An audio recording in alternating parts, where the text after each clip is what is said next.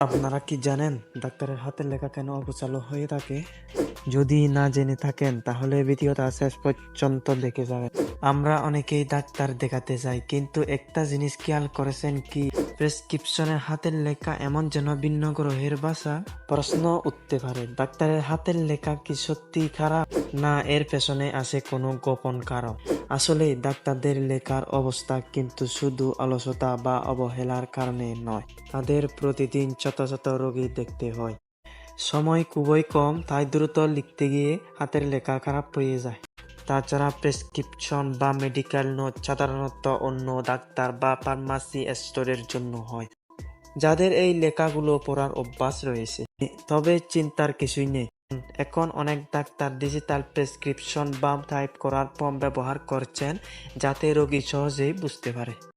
তোমার কি মনে হয়, ডাক্তারদের লেখা সবচেয়ে কি দুর্বোধ্য? নিচের কমেন্টে জানাও। আর এমন মজার মজার ভিডিও পেতে চ্যানেলটা সাবস্ক্রাইব করতে ভুলে যাবে।